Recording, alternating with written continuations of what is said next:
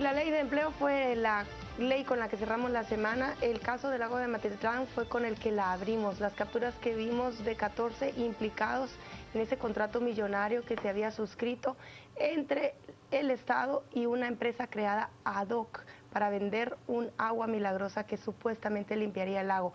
¿Por qué es importante este caso? Aparte de que fue el preámbulo del escenario en el que se gestó la animadversión hacia primero la vicepresidenta y luego alcanzó al presidente de la República, que terminó con su renuncia, esa opinión pública desfavorable para ellos, también tiene que ver con la estructura que operó para llevar a cabo ese contrato.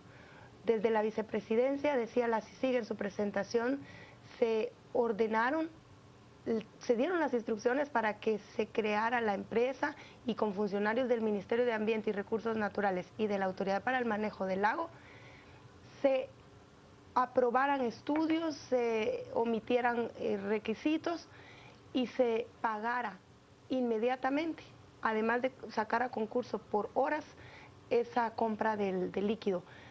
Quizá lo que más revelador resultó fue la captura de Mario Valdetti Elías, el hermano de Roxana Valdetti, que asumió funciones de un empleado del gobierno, aunque no lo fue, y dio las instrucciones en todas las entidades para orquestar este plan. Además, la presentación del Ministerio Público lo que muestra es que es indistinto si el agua funcionaba o no. Lo que hay es un delito consecutivo o una serie de delitos desde la forma en que se licitó hasta la forma en que se pagaron los primeros 22 millones de quetzales y se distribuyeron a diferentes empresas y personas individuales, incluidas las empresas de aquel señor que Juan Luis recordará, Pablo González, que vino a defender con tanta fiereza acá a esta mesa el contrato como representante del agua para la vicepresidencia. Hasta él resulta que está implicado con empresas que recibieron parte de ese dinero. ¿Ustedes qué ven en este caso? ¿Qué relevancia, aparte de lo obvio de las capturas? Del caso, yo no voy a entrar en el caso, se ha dicho tanto que yo creo que está analizado. A mí lo que me llama la atención del caso, respondiendo, el impacto, respondiendo más directamente a tu pregunta, es que yo no entiendo, y se lo preguntaba aquí al martes a dos invitados que tuvimos, yo no entiendo cómo una cosa tan burda, hay una palabra en Chapín, hay más gracia, tan chafa. O sea, una cosa tan chafa, tan burda, tenía sentido en aquel entonces. Entonces yo intento remontarme pues hace un año, ¿verdad? Y bueno, ¿cómo hace un año era de discusión pública? O sea, pero era una discusión seria.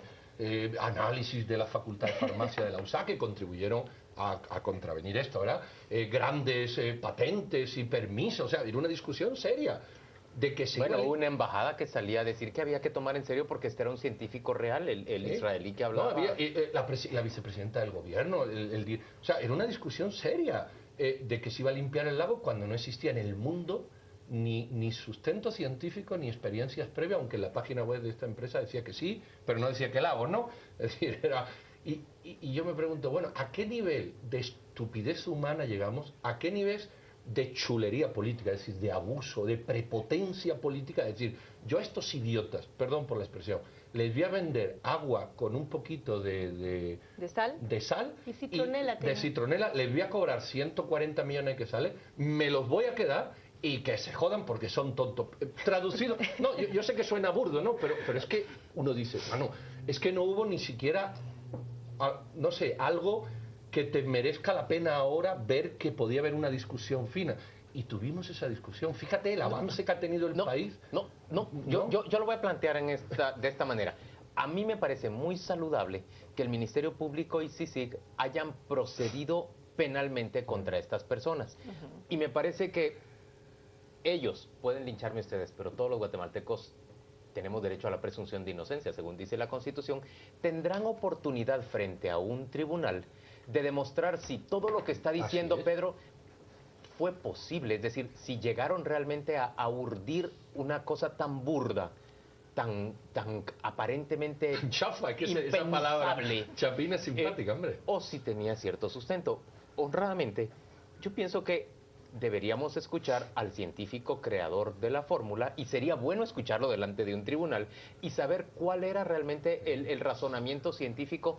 Tiene razón Paola, aquí entrevistamos a muchas personas y ninguno nos pudo convencer respecto de que era sensato que virtiendo un líquido sobre el lago, iba a sanearse un agua que constantemente era alimentada por el río Platanitos Claro. y el Villalobos, llenándola Luis, como un pero montón solo de ahí porquería. era Perdón donde que ya les ves que algo interrumpa ahí, falta pero de es que lógica. es irrelevante si era bueno o no el agua. Pero es bueno que... Sí, digamos todo el que son dos proceso, cosas, el la delito está estafa en y el líquido, proceso, ¿verdad? cómo licitaron A ver. y cómo repartieron la plata. Solo eso me parece a mí que es útil y que es valioso. Ahora, ¿qué encuentro que es absolutamente insubsanable para los que están acusados? ¿Cómo es posible que el hermano de la vicepresidenta... Es que escuchen esto, eso es lo que nos tendríamos nosotros que recriminar a nosotros mismos. ¿Cómo le permitimos a un vicepresidente de la República colocar a su hermano en una posición de hacer negocios con el Estado? Eso sí es burdo, es abusivo, es desconsiderado, todo lo que ustedes Pero quieran. permitimos como no era cuenta dante ni cuenta nos dimos. Pero entonces... ¿Verdad? Es decir, no hubo un a ver, nombramiento, no hubo yo una nunca lo vi. contratación. Contraloría General de Era Cuentas, cuentista, eso sí. Congreso de la República con Comisión de Probidad, Unidad Anticorrupción, incluso diría yo, El Ministerio de Medio Ambiente. entidades independientes. ¿Cómo hemos permitido todas esas cosas? Y mira, y ahí eso es- creo yo que es donde está la Eso es lo que situación. explica justamente ese cinismo y eso burdo que mencionaba Pedro. Miren, aquí el ejemplo es, cuando hay estados fuertes y hay corrupción, la corrupción suele ser más fina, hilar más fino, más sofisticado. Aquí ese cinismo y eso burdo lo que hablaba es justamente del tipo de estado que tenemos, que pues definitivamente no vale la pena tomárselo en serio. Todo cabía. Pero lo que creo que ha dolido más al ciudadano común es justamente eso, la burla. Ver las imágenes de Roxana Valdetti diciendo, no hiede, y haciendo las bromas mientras iba en la tiburonera. Yo creo que eso es lo que ha lacerado más a la opinión pública. El otro tema que debemos de considerar también es que si llega a demostrarse la culpabilidad, estamos hablando realmente de una estructura bastante grande y bastante compleja, porque hasta ahora se han descubierto, según las investigaciones, 2 negocios. El de las aduanas, el de la defraudación aduanera y este del lago de Amatitlán.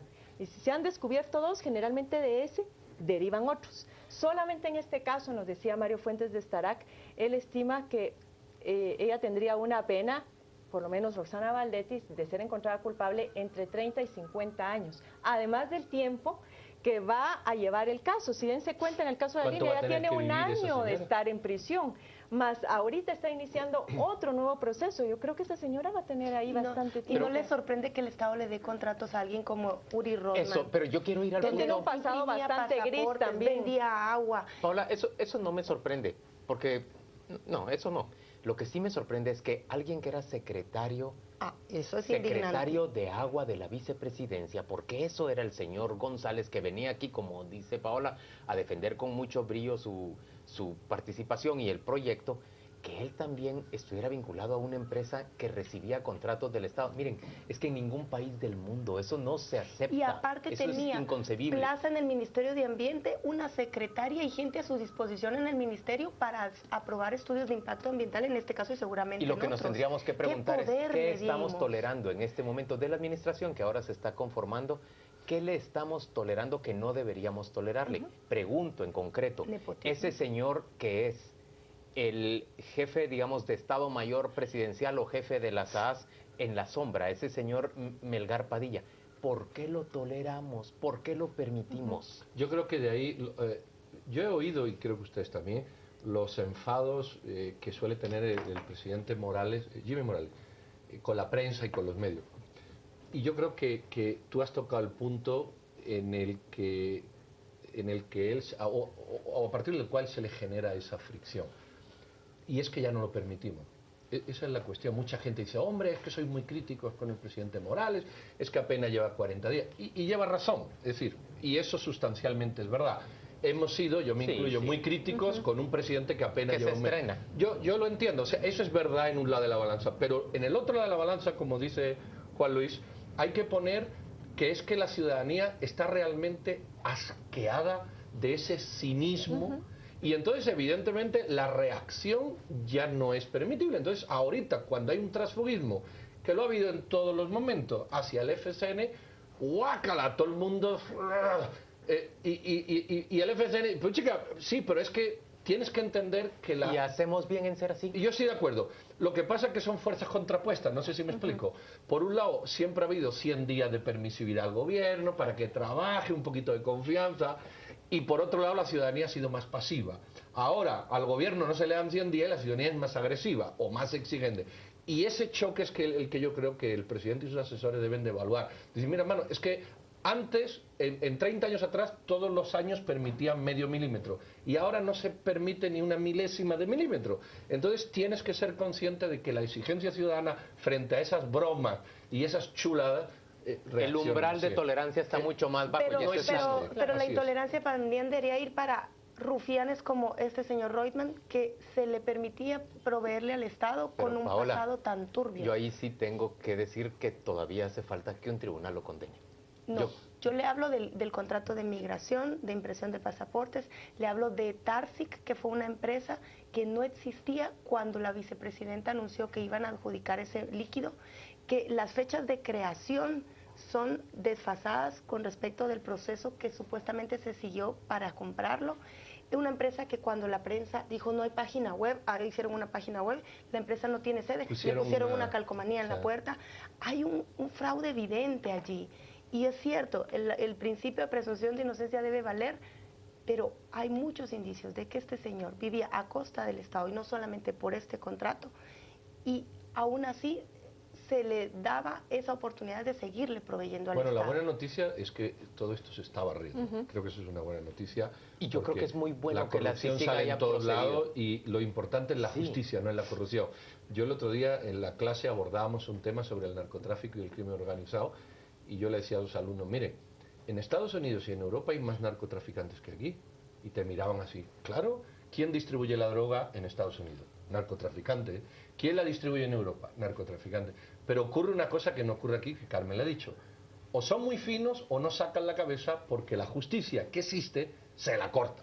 Entonces el narcotraficante está de bajo perfil, no existe, no mata, roba lo justo, sus ganancias son mínimas porque la justicia se lo echa. Entonces aquí es un problema no de combatir las causas, perdón, las consecuencias, sino las causas. Y la causa se llama justicia. Si hay Y además, justicia, el señor tienes las Reutemann respondía consecuencias. justamente a ese sistema corrupto, entonces él por eso cazaba en cualquier otro tipo de negocios. Señores, hagamos una pausa rápidamente en este tema y pidámosle a Pedro que nos presente un tema internacional. No nos vayamos sin mencionar Uno, una no, sola voy a cosa. tirar los dos rápido y ustedes hablan. Uno, el supermartes. La semana que viene, ¿qué va a ocurrir? En Texas va a haber las elecciones que ustedes están viendo, las nominaciones para los republicanos y para los demócratas. Creo que se juegan 600 de las prácticamente 1.200 que hay que tener para ganar, es decir, la mitad o poquito más o poquito menos está ahí. El supermartes va a ser como los partidos estos de fútbol americano.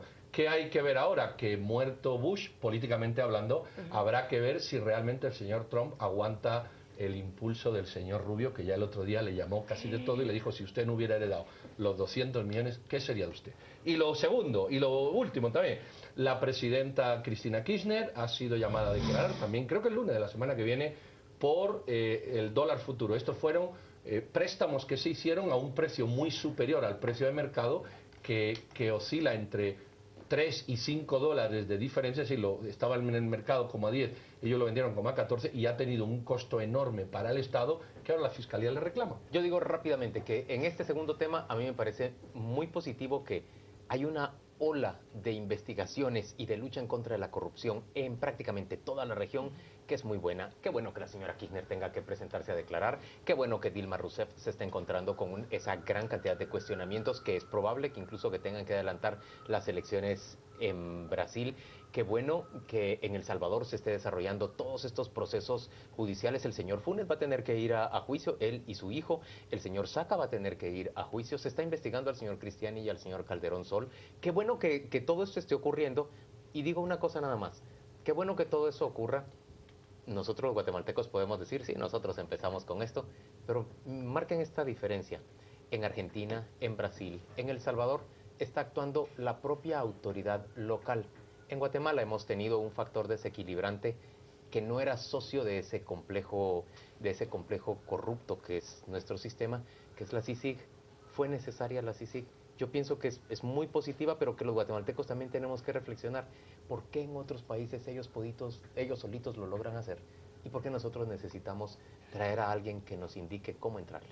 Yo quiero referirme rápidamente al último debate y a estas elecciones que... Al Super Tuesday. Sí, quiero mencionar, bueno, me llamó mucho la atención en este debate cómo estuvo pues bastante candente, plagado de insultos, de descalificaciones. Y por eso ya no es raro entre los republicanos. Continuas, pero me sorprendió la actitud de Marco Rubio, porque yo creo que sabiendo él que era su último chance de poderse posicionar, asume una actitud bastante confrontativa, pero también elevaron mucho el perfil de Trump, porque le tiraron, como se dice, demasiada pelota.